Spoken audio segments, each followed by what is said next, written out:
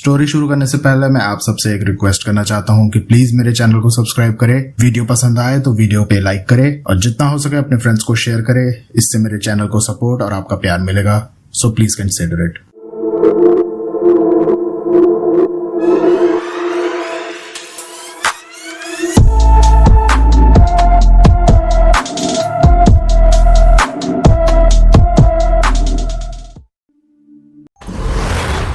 They say life is a race, but there are those to whom life is a sport. A sport that isn't just about winning, but about the pursuit of excellence. Introducing the Honda City Sport. Life is a sport.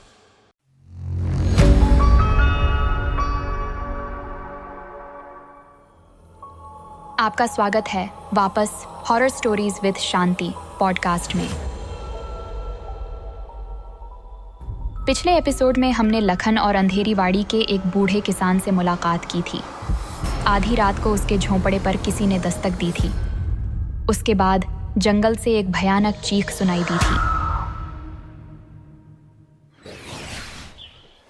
सुबह होते ही लखन को अपने खेत में एक सिर मिला था जिसने उसका रात में दरवाज़ा खटखटाया था। आज की कहानी में हम लखन के साथ इस खौफनाक रहस्य को सुलझाने की कोशिश करेंगे। जंगल में कौन सा भयानक जीव छिपा हुआ है और लखन का इससे क्या वास्ता है? लखन ज़मीन पर पड़े हुए सिर को घूरता हुआ खड़ा था। उसका सारा शरीर ठंडे पसीने से तर हो चुका था। वो सिर बिल्कुल ताज़ा था, उस पर कोई खरोंच तक नहीं थी, लेकिन वो आँखों की खाली कोठरी वो लखन को मानो अपनी मौत का तांडव दिखा रही थी। कुछ देर में जैसे किसी को झटका लगा हो, लखन हरकत में आया। उसने झटपट सिर को उठाया और उसे अपने झोंपड़े की तरफ लेकर दौड़ा। उसे गांव के मुखिया को या फिर किसी तांत्रिक को बताना था।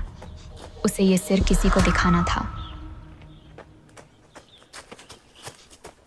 लेकिन जितनी जल्दी लखन दौड़ रहा था, उतनी ही जल्दी उसे ये भी लग रहा था कि जंगल उसे पीछे खींच रहा है। पेड़ों की शाखाएं मानो उसके रास्ते को रोक रही थीं और ज़मीन पर हर पत्ते की सरसराहट में उसे खतरा महसूस हो रहा था। अचानक लखन के पैर किसी चीज़ से टकराए और वो ज़मीन पर गिर पड़ा। उसके हाथ से सिर छिटक कर दूर जा गिरा। लखन घबराकर उठा और सिर को उठाने के लिए झुका, लेकिन तभी उसे लगा किसी ने उसका पैर पकड़ लिया है। लखन ने ऊपर देखा। उसकी चीख उस पल ही गले में अटक गई। उसके सामने एक अजीब सा जीव खड़ा था। उसकी लंबी काया थी और उसका शरीर घने काले बालों से ढका हुआ था। उसकी आंखें जलते हुए अंगारों की तरह चमक रही थीं और उसके मुंह से खून की दुर्गंध आ रही थी। ये वही जीव था जिसका निशान लखन ने उस रहस्यमयी किताब में देखा था। वो किताब जो किसी गुप्त तांत्रिक विद्या का वर्णन करती थी। लखन को समझ में आ गया कि आखिर जंगल में कौन सा खतरा छिपा था। ये खूंखार जीव रात को उसके झोपड़े पर आया था और सुबह किसी का सिर लखन के खेत में फेंक कर गायब हो गया था। लेकिन ये जीव लखन को क्यों परेशान कर रहा था? क्या इसका संबंध उस किताब से था? क्या लखन ने अनजाने में कोई ऐसी तांत्रिक क्रिया कर दी थी जिसने इस जीव को जगा दिया था?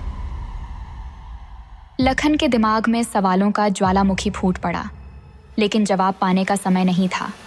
वो खूंखार जीव उसकी तरफ तेजी से बढ़ रहा था। लखन ने अपनी जान बचाने के लिए भागना शुरू कर दिया। वो पेड़ों के बीच से होकर कटीली झाड़ियों को चीरता हुआ भाग रहा था। उसके पीछे उस जीव की भारी भरकम पदचाप की आवाज़ें गूंज रही थीं। लखन जानता था कि वो इस जीव से तेज़ नहीं दौड़ सकता। उसकी सांसें फूल रही थीं, पैरों में जान आनी मुश्किल हो रही थी। हर पल उसे लग रहा था कि वो जीव उस पर झपटेगा और अपने नुकीले दांतों से उसका गला फाड़ देगा। अचानक लखन को आगे एक धुंधला सा रास्ता दिखाई दिया। ये वही रास्ता था जो गांव की तरफ जाता था। लखन ने आखिरी जोर लगाया और उस रास्ते पर दौड़ पड़ा। कुछ देर बाद वो थक हार कर एक पेड़ के तने के सहारे गिर पड़ा। उसका पूरा शरीर कांप रहा था। उसने पीछे मुड़कर देखा। पेड़ों के बीच से निकलती हुई उस जीव की लाल आंखें अब भी उसे धमका रही थीं। लेकिन वो गांव के काफ़ी करीब आ चुका था और शायद यही कारण था कि जीव उसका पीछा करने में हिचकिचा रहा था। कुछ मिनटों के बाद आखिरकार वो जीव नज़रों से ओझल हो गया। लखन ज़मीन पर पड़ा हुआ ज़ोर ज़ोर से सांसें ले रहा था। उसे यकीन नहीं हो रहा था कि वो बच निकला है, लेकिन खतरा अभी टला नहीं था। वो जानता था कि अगर वो गांव नहीं पहुंचता तो ये जीव किसी भी रात उसका शिकार कर सकता है। लखन ने हिम्मत जुटाई और फिर से चलना शुरू किया। गांव अब दूर नहीं था। रास्ते में उसे कुछ गांव वाले दिखाई दिए।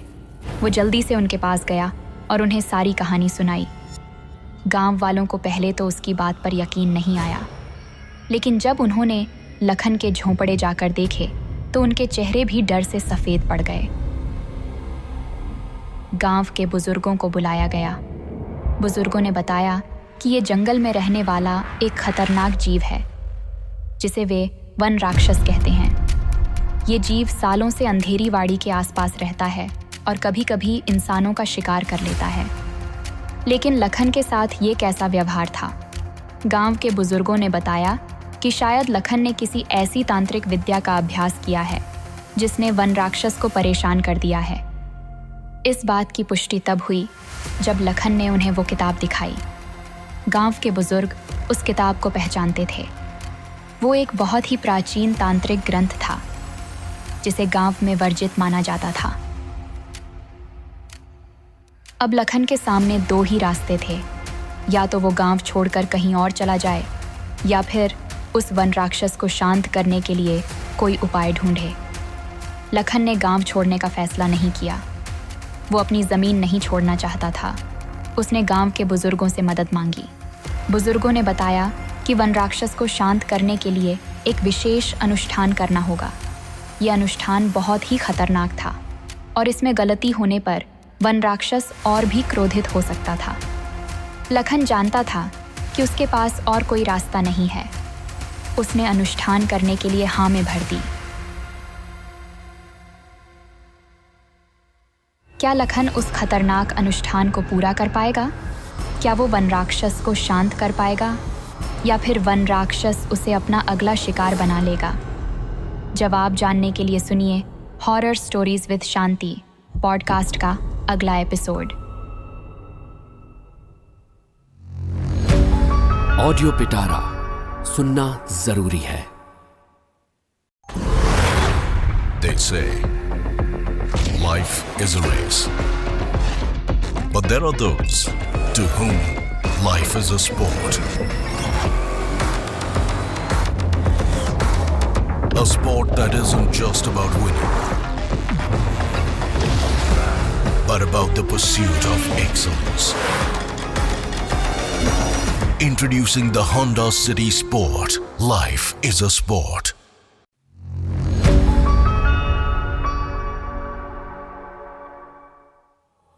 आपका स्वागत है horror stories with Shanti podcast में।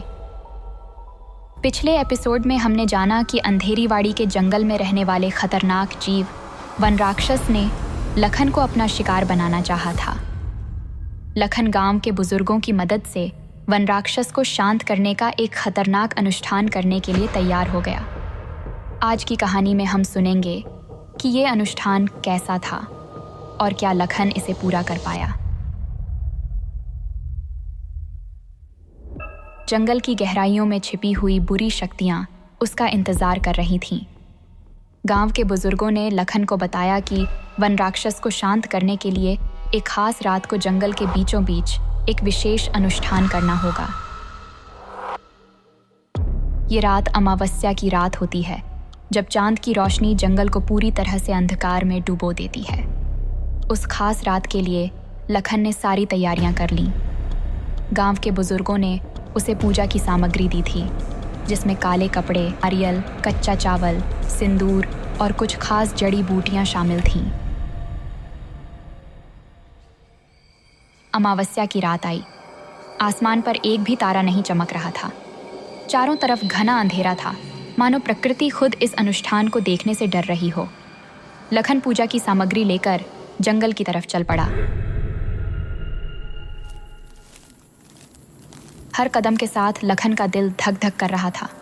जंगल की हवा में एक अजीब सा सन्नाटा था, जिसे कभी कभार किसी अदृश्य जीव की सरसराहट तोड़ देती थी।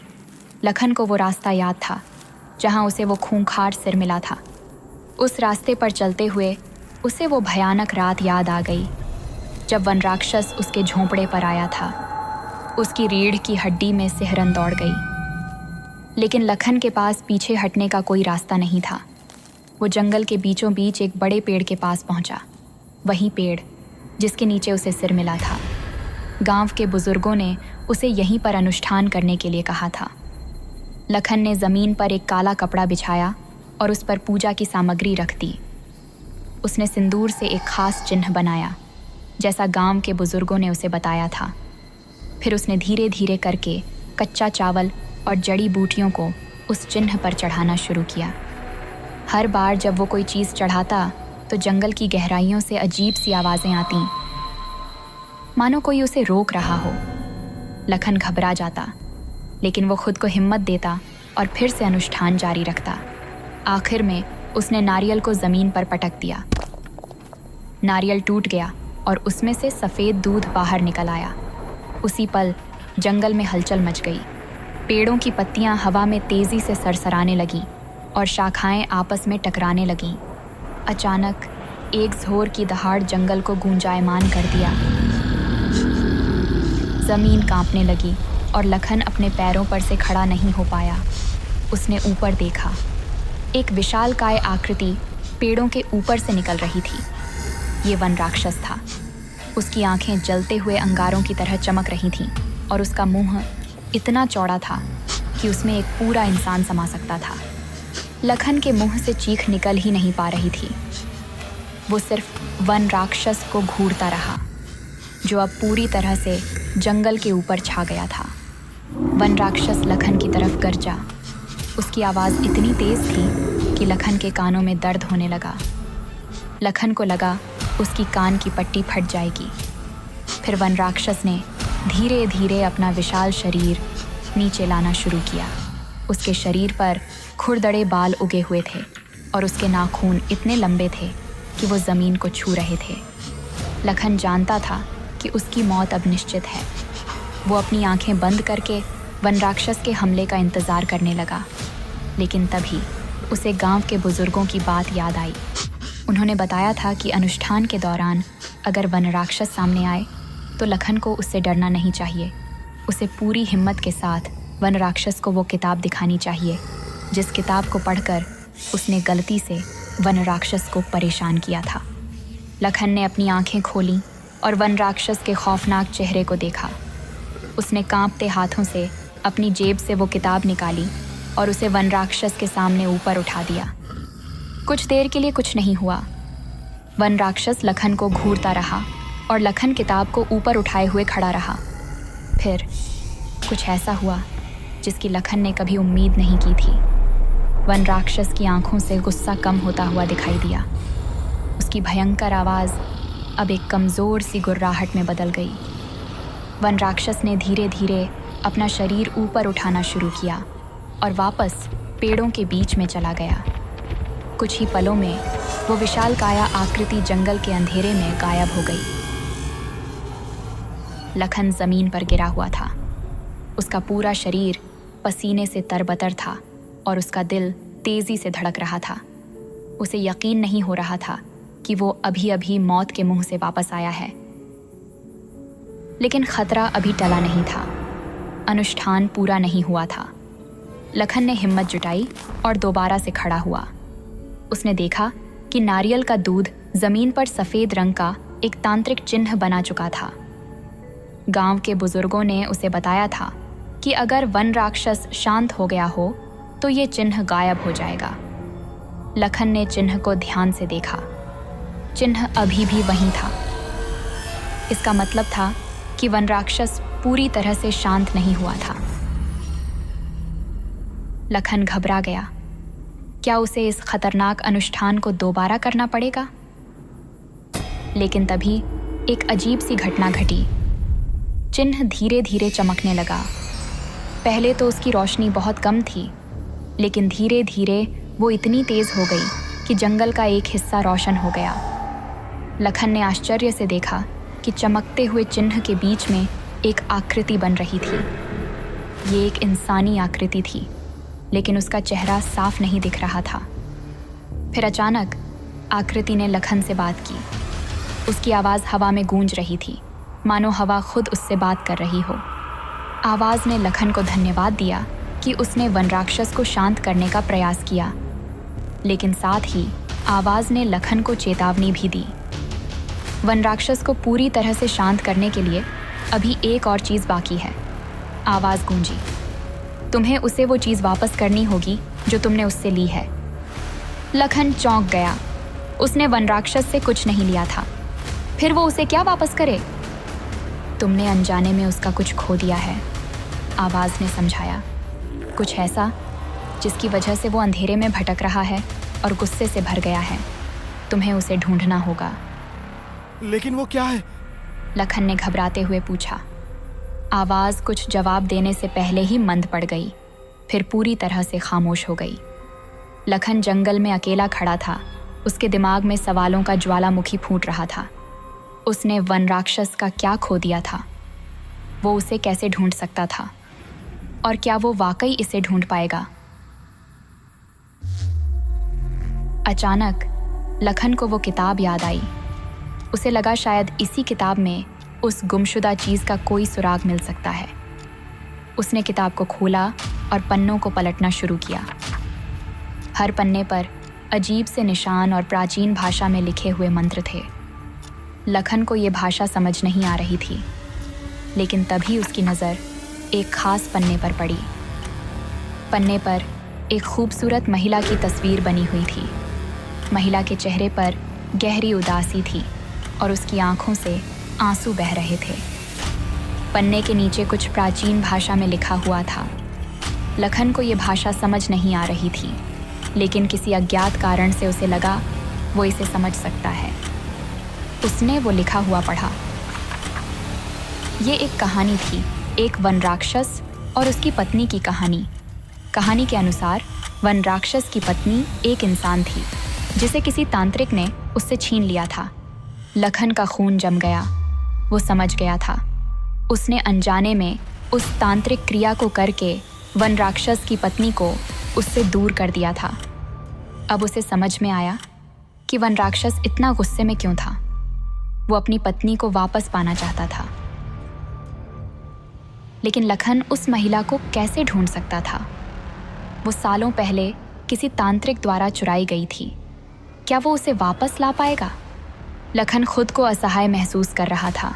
उसने आकाश की तरफ देखा। रात अब खत्म हो रही थी और पूर्व दिशा में हल्की रोशनी दिखाई दे रही थी। लखन जानता था कि उसे जल्द ही कोई फैसला लेना है। या तो वो इस गांव को छोड़कर कहीं और चला जाए या फिर वन राक्षस की पत्नी को ढूंढने की कोशिश करे। लखन ने जंगल की तरफ देखा। पेड़ों के बीच से निकलती हुई सूरज की पहली किरणें जंगल को रोशन कर रही थीं। लखन ने फैसला कर लिया, वो अपनी ज़मीन नहीं छोड़ेगा। वो वन राक्षस की पत्नी को ढूंढने की कोशिश करेगा, भले ही उसे इसके लिए कितना भी खतरा उठाना पड़े। क्या लखन उस गुमशुदा महिला को ढूंढ पाएगा? क्या वो वन राक्षस को शांत कर पाएगा और अंधेरी वाड़ी में शांति ला पाएगा? जवाब जानने के लिए सुनिए horror stories with Shanti podcast का अगला एपिसोड।